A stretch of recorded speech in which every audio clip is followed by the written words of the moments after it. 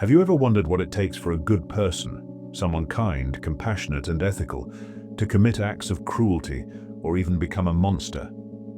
Imagine someone you admire, someone you trust, slowly transforming into someone unrecognizable. What if I told you this isn't just a rare anomaly, but a pattern woven throughout history and human behavior? Today, we're diving into one of the most unsettling and thought-provoking questions about human nature. Why do good people sometimes do bad things? By the end of this video, you'll uncover the shocking mechanisms that push ordinary individuals into darkness. More importantly, you'll learn how to recognize and resist these forces, with the final insight being the most crucial and empowering of them all. This journey will take us deep into psychological experiments, historical events, and philosophical reflections, exposing the razor-thin line between good and evil. But this isn't just a story about others. It's a mirror, forcing us to look inward and ask, what would I do in their place? Could I too be swayed by these forces? Stay with me, because what you'll discover today could forever change the way you see the world and yourself. The Lucifer effect is a concept popularized by psychologist Zimbardo, who conducted the infamous Stanford prison experiment. What he revealed was profoundly unsettling. The environment we are placed in, the roles we adopt, and the authority we obey can distort even the most virtuous individuals, turning them into perpetrators of harm. Think about it. History is filled with examples of ordinary people committing extraordinary atrocities. The guards in Nazi concentration camps, the soldiers who carried out ethnic cleansing, the bystanders who stood silent as horrors unfolded. These individuals were not born evil. In many cases, they were ordinary people, swept up in circumstances that unleash the darkest parts of human nature. Why does this happen? The answer lies in a combination of psychological and social forces that shape human behavior. The power of authority. Psychologist Stanley Milgram's obedience experiments in the 1960s revealed a chilling truth. People will go to extreme lengths, even inflicting pain on others, when instructed by an authority figure. In his study, participants were asked to deliver electric shocks to another person who was actually an actor pretending to feel pain. Shockingly, most participants continued administering shocks, even when they believed they were causing severe harm, simply because they were told to do so. Now think about your own life. How often do we follow instructions without questioning them, whether from a boss, a leader, or even societal norms? What would you do if someone in a position of power asked you to compromise your morals for the so-called greater good? The power of dehumanization. Another critical factor is dehumanization. When we strip others of their humanity, labeling them as the enemy, subhuman, or lesser, it becomes far easier to justify acts of cruelty.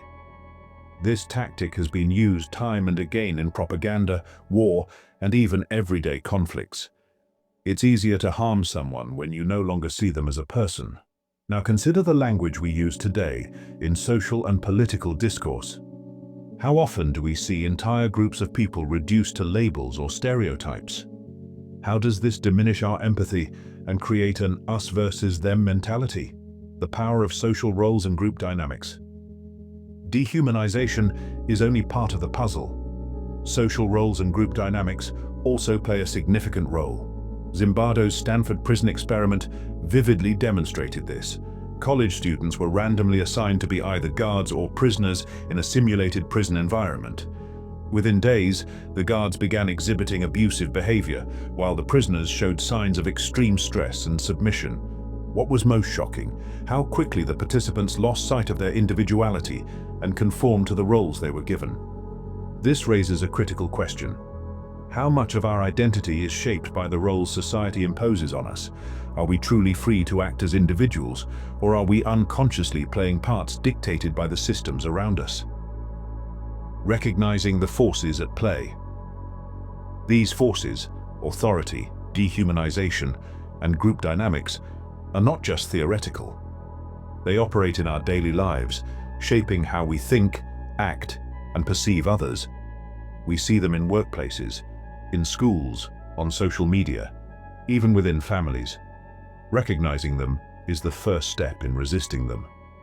And the tipping point. But what about the exact moment when a good person crosses the line? That moment is often subtle. It begins with small compromises, a decision to stay silent when witnessing injustice, a choice to follow along, just this once. Over time, small choices accumulate, creating a slippery slope that can lead to profound moral failure. Pause for a moment and reflect. Have you ever made a choice that went against your values simply because it felt easier or safer? What were the consequences? As we move forward, we'll explore how to recognize these moments before they spiral out of control. More importantly, we'll uncover how to build resilience against these psychological forces. But first, let's confront a deeper question. Are some people immune to the Lucifer effect, or is it a danger we all face? Stay with me, because what comes next will challenge everything you think you know about yourself and human nature. Are some people immune? Let's now confront a question that lingers in many minds. Are some individuals truly immune to the Lucifer effect? The answer, though unsettling, is that none of us are entirely immune. Psychologists have long debated whether personality plays a role in resisting corruption and moral collapse. While certain traits, like strong empathy, self-awareness, and moral courage, may act as protective factors, the truth is that, under the right, or perhaps the wrong circumstances, anyone can succumb to these forces. Think of it this way. We all carry within us the potential for both great good and unimaginable harm. This duality is a recurring theme in literature, religion, and philosophy.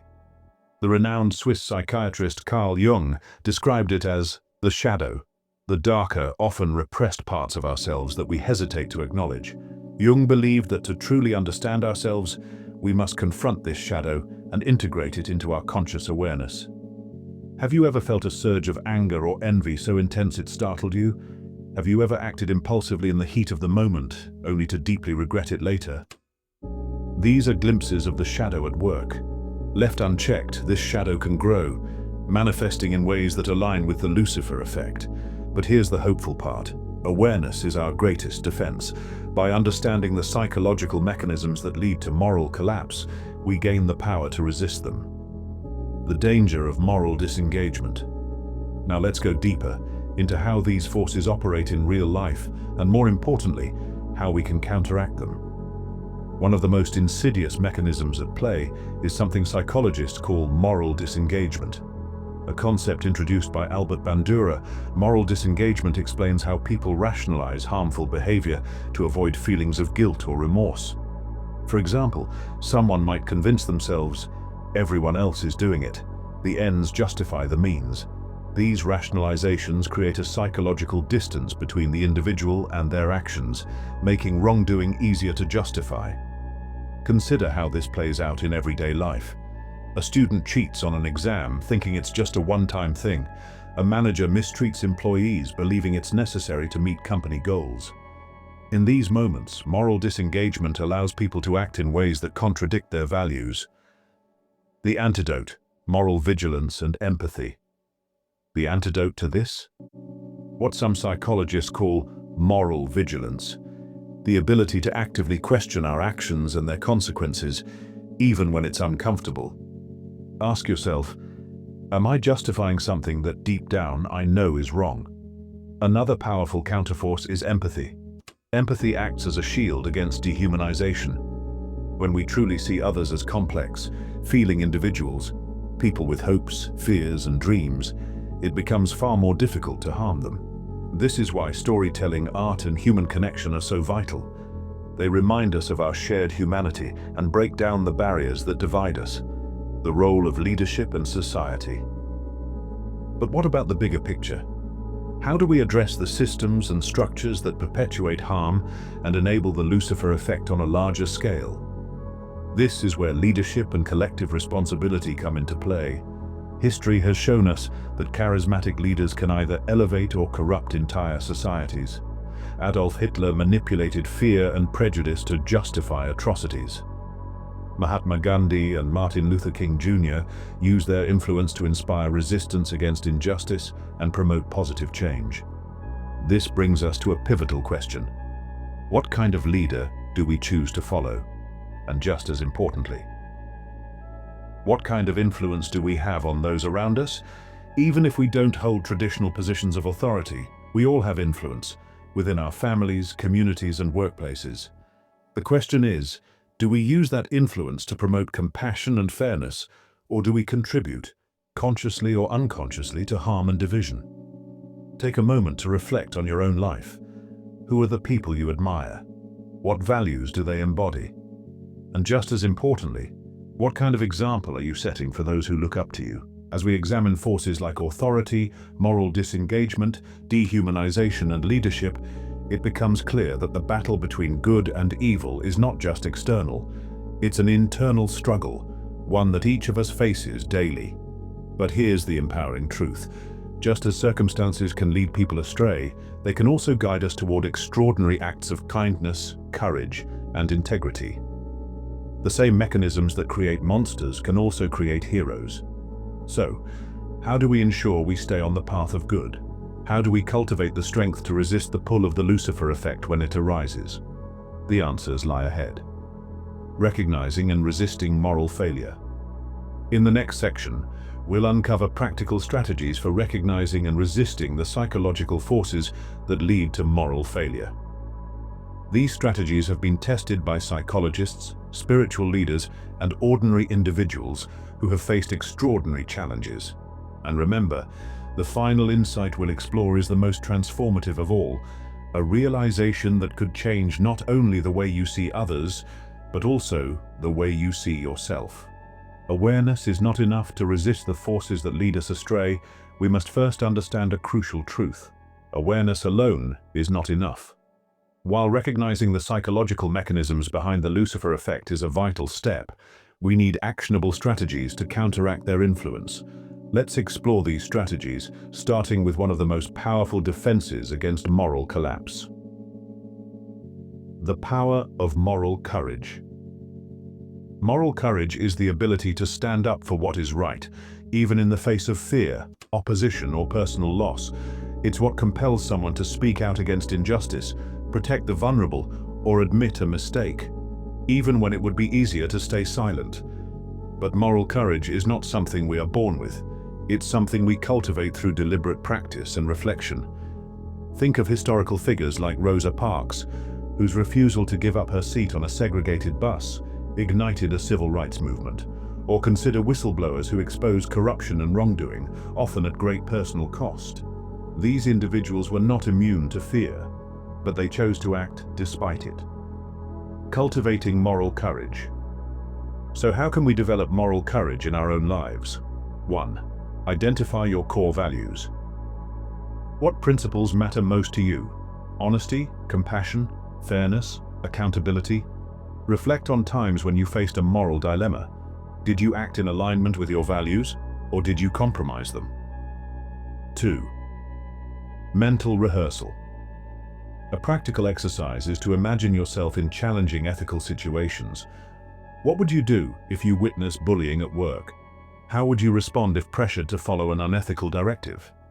By visualizing these scenarios and rehearsing your response, you strengthen your ability to act decisively when the moment arises. 3. Build a support system. Surround yourself with people who share your values.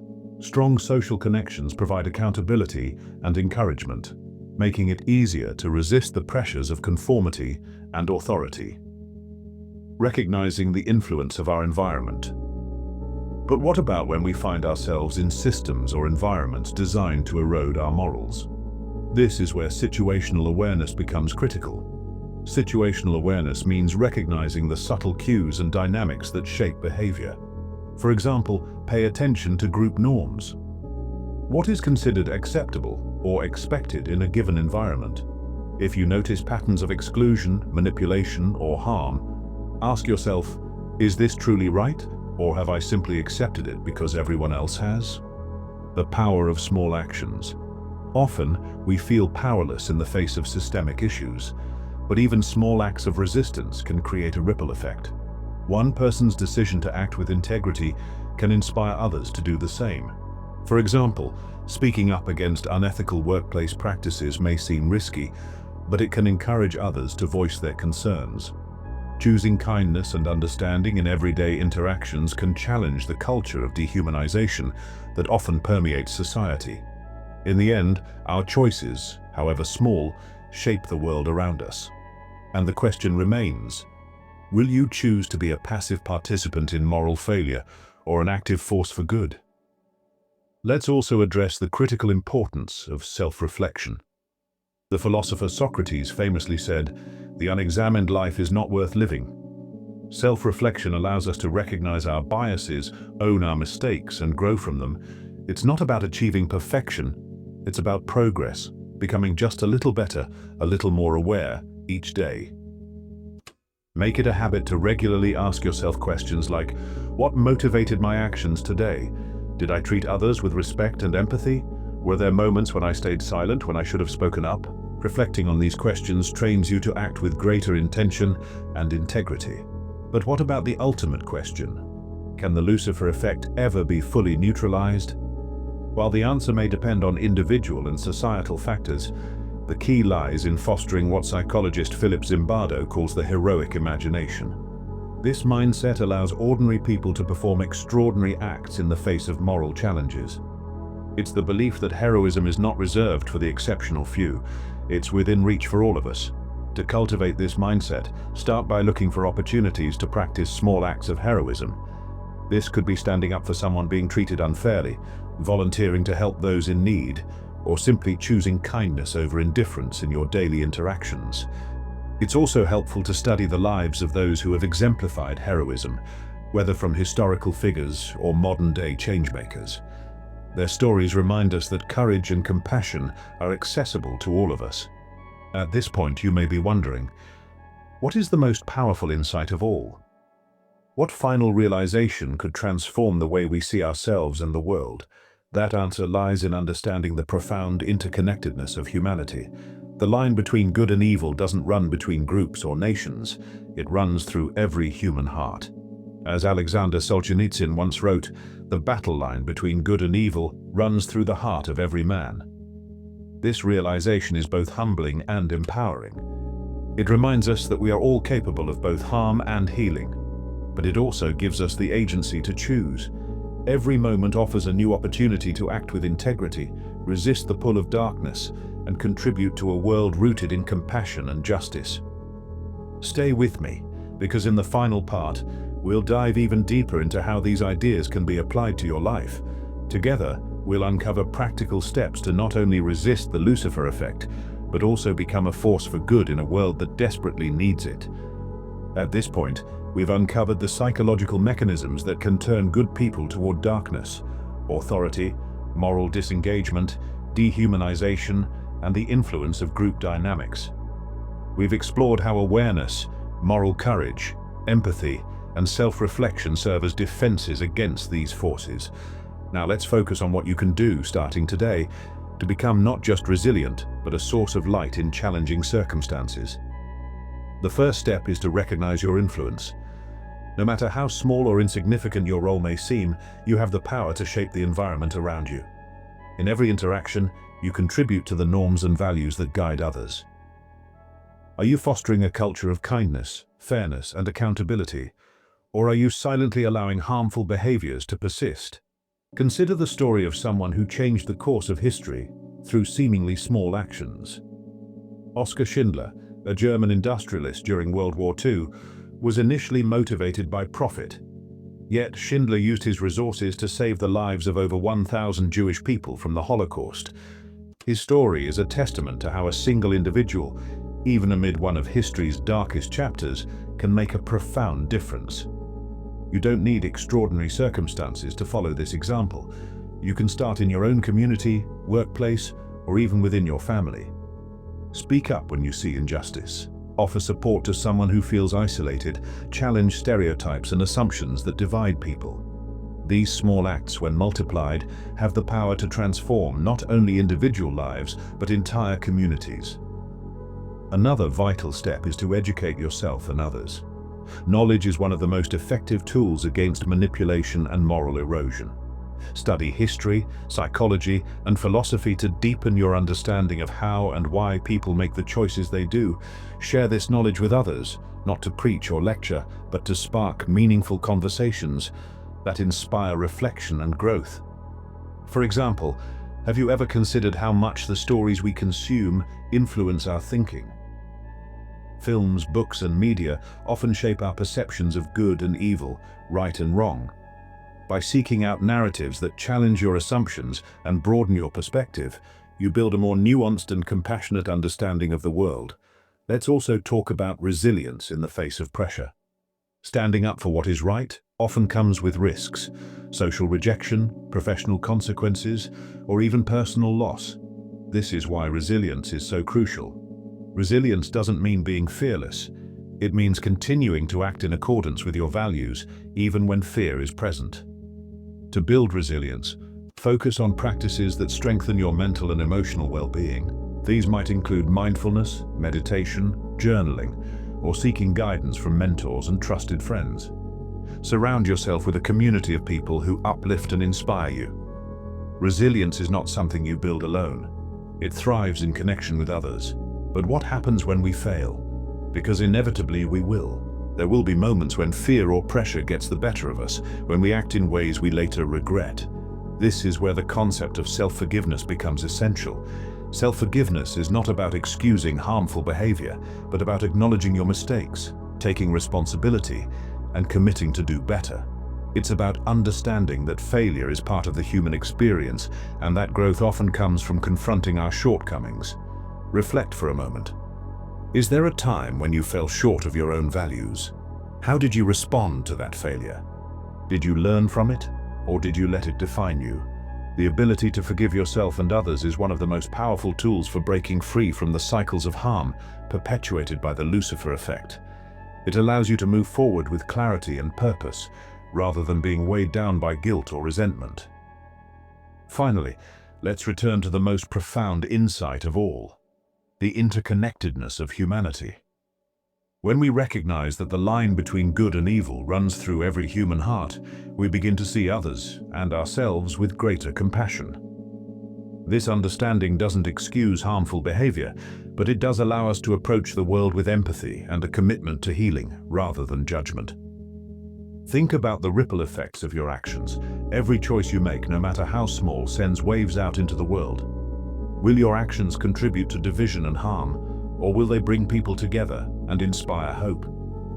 Imagine a world where each of us takes responsibility for our own choices, where we resist the forces that dehumanize and divide, and where we strive to create environments that nurture compassion and integrity.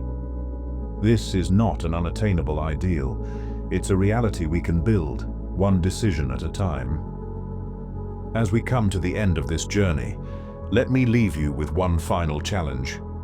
Reflect on what you've learned today and ask yourself how you can apply it in your own life. How will you recognize and resist the forces that pull you away from your values? How will you contribute to a world where goodness prevails over darkness? The answers to these questions are not easy, but they are worth pursuing. Because in the end, the battle between good and evil is not fought on distant battlefields or in abstract theories. It's fought within each of us every single day. So the next time you face a moral choice, remember this. You have the power to choose. You have the power to resist. And you have the power to be a force for good in a world that desperately needs it. The question is, will you rise to the challenge? Thank you for looking.